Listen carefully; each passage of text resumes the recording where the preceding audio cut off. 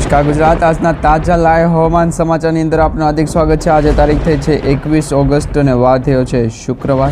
મિત્રો આજના તાજા હવામાન સમાચારની શરૂઆત કરીએ તો ગુજરાત રાજ્ય તરફ અરબ સાગરના દરિયામાંથી આવેલ ભારે પવનના કારણે વરસાદનું પ્રમાણ છે એ ફરી એક વખત વધ્યું હોય તેવા હવામાન સમાચાર સામે આવી રહ્યા છે।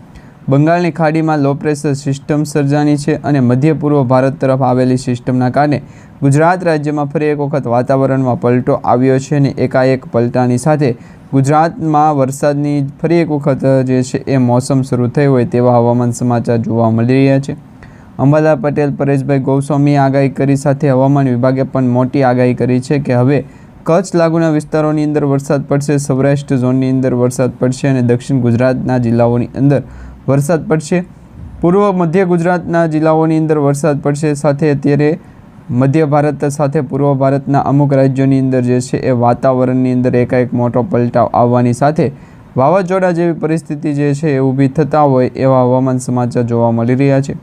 બંગાળની ખાડીમાં આવેલ લો પ્રેશરની અસરના કારણે હાલ મ્યાનમાર તરફ એક સિસ્ટમ જે છે ફટવાઈ ગઈ છે, એટલે કે મ્યાનમાર તરફ સિસ્ટમ ગઈ તે પહેલાં જો આ સિસ્ટમ પૂર્વ ભારત તરફ અથવા તો મધ્ય ભારતમાં પહોંચી હોત તો ગુજરાત રાજ્યની અંદર અત્યારે વરસાદનું જોર વધ્યું હોત। દક્ષિણ ભારતની અંદર પણ બેંગ્લોર, બેંગલવી, મદુરાઈ, ચેન્નઈ, પોંડુચેરીથી લઈ અને ખાસ કરીને દક્ષિણ પૂર્વ ભારતના જેટલા પણ રાજ્યો છે દરેક રાજ્યની અંદર વરસાદની એક મોટી સિસ્ટમ છે જોવા મળી રહી છે। સેટેલાઇટના માધ્યમથી અને ઉપગ્રહના માધ્યમથી લેવામાં આવેલ તસવીરના માધ્યમથી તમે જોશો તો અત્યારે દક્ષિણ ભારતની અંદર વરસાદનો એક મોટો રાઉન્ડ છે શરૂ થઈ ગયો છે અને હાલ ગુજરાત રાજ્ય ઉપર આ વર્ષની સિઝનનો ચોમાસાના વરસાદનો લગભગ ત્રીજો અથવા તો છેલ્લો રાઉન્ડ હોઈ શકે, કારણ કે આ ત્રીજા રાઉન્ડની અંદર તો વરસાદનું પ્રમાણ સાવ ઓછું હતું અને જો ફરી એક વખત વરસાદી સિસ્ટમ જોવા મળે તો આ ત્રીજો રાઉન્ડ છે ફરી એક વખત શરૂ થઈ શકે છે।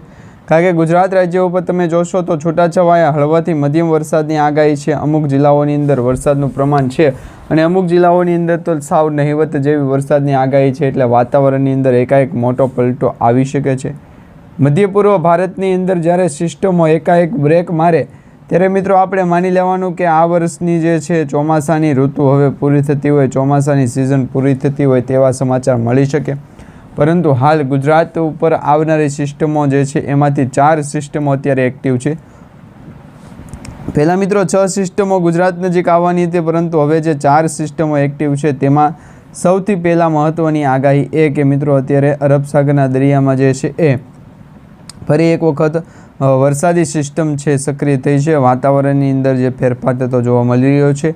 અત્યારે મિત્રો સોમાલિયા તેમજ ઓમાનના અને યમનના દેશોમાંથી દરિયાઈ ભાગ તરફ જે છે અરબ સાગરના દરિયામાં જે અરબી સમુદ્ર જે છે ત્યાંથી ગુજરાત સુધી દરિયાઈ પટ્ટીની અંદર જે છે તમે જોશો તો વાતાવરણમાં એકાએક વાદળોનો ઘેરાવો અને વરસાદી સિસ્ટમની અસર છે જોવા મળી છે। તેના કારણે ગુજરાત રાજ્યની અંદર સિયર ઝોનની અસર છે દર્શાવવામાં આવી રહી છે। ગુજરાતથી લઈ અને દક્ષિણ ભારતના અમુક જે રાજ્યો છે જે મુંબઈ છે, રત્નાગીરી છે, સાથે અત્યારે ગોવા છે, બેલગાવ છે, સિરસી છે, તેમજ મગરુલ છે અને કોરોડીકોડ છે, આ જે વિસ્તારો છે જે દક્ષિણી ભારતના અમુક વિસ્તારો તેને કવર કરીએ તો જે સિયર ઝોનની આગાહી છે સિયર ઝોનના ભાગરૂપે એક દરિયાઈ પટ્ટો છે જોવા મળી રહ્યો છે। જે દરિયાઈ પટ્ટો જે છે એ મિત્રો દક્ષિણ પૂર્વ મધ્ય પૂર્વ ભારત તરફ જે છે એ આગળ ગતિ કરી શકે છે, પરંતુ આ દરિયાઈ પટ્ટાની અંદર વરસાદી સિસ્ટમ હોય અથવા વરસાદી સિસ્ટમ આગળ વધે તેવું આપણે ફાઇનલ અથવા તો નક્કી ન કરી શકીએ, કારણ કે વાતાવરણની અંદર એકાએક મોટો પલટો છે આવતો જોવા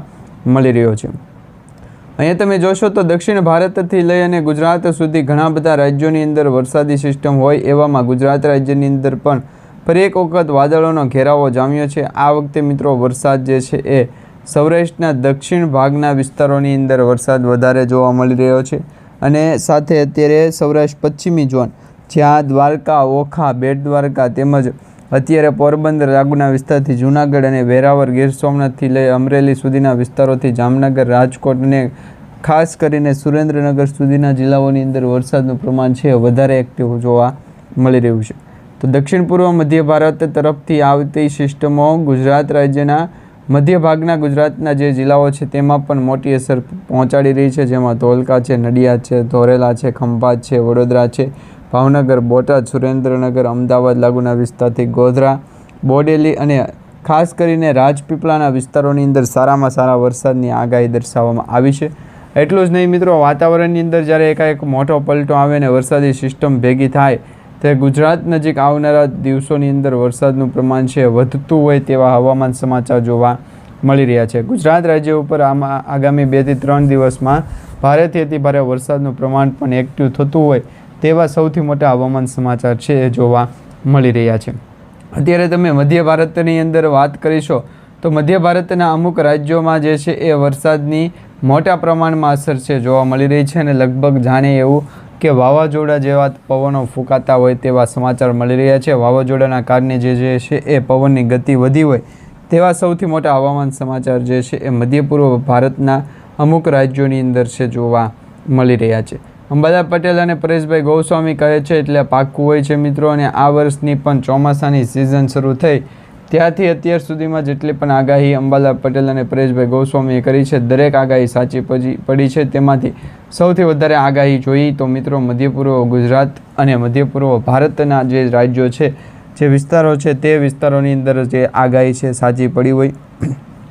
બાકી તો સમગ્ર ભારત દેશની અંદર અત્યારે જે છે અમુક જગ્યા ઉપર છૂટોછવાયો વરસાદ છે, અમુક જગ્યા ઉપર હળવોથી મધ્યમ વરસાદ છે અને વાતાવરણની અંદર પલટો જે છે એ સાવ ઓછો જોવા મળી રહ્યો છે.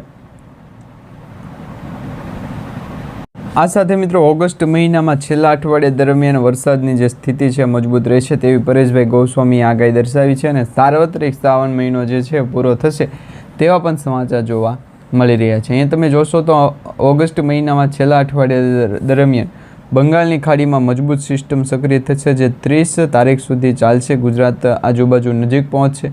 જે સિસ્ટમના કારણે ગુજરાતમાં 29 તારીખથી જે છે એ વરસાદનું સાર્વત્રિક રાઉન્ડ જોવા મળશે. સાર્વત્રિક વરસાદ યથાવત રહેવાની સંભાવના વેધર મોડેલમાં જોવા મળી રહી છે.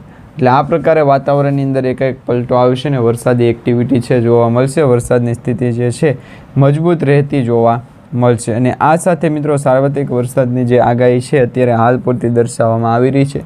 છેલ્લા 2 થી 3 દિવસમાં ગુજરાત રાજ્યના વાતાવરણમાં એકાએક પલટો આવ્યો છે. તેવામાં પરેશભાઈ ગોસ્વામીએ આગાહી કરી. એટલું જ નહીં મિત્રો, અંબાલાલ પટેલે પણ એક મોટી આગાહી મિત્રો જે 20 તારીખ પછી એટલે 21 ઓગસ્ટના રોજ જે આગાહી કરવામાં આવી છે અંબાલાલ પટેલની, એમાં ખેતરનું કામ બાકી હોય તો પતાવી લેજો. કારણ કે મિત્રો આજના ઉપલબ્ધ જે પૂર્વાનુમાન મુજબ ગુજરાતમાં આગામી દિવસોમાં મોટાભાગના વિસ્તારોમાં વાદળછાયું વાતાવરણ રહેશે, પરંતુ રાજ્યભરમાં વરસાદી જે માળખું જે દર્શાવવામાં આવી રહ્યું છે એમાં એક સરખી શક્યતા નથી.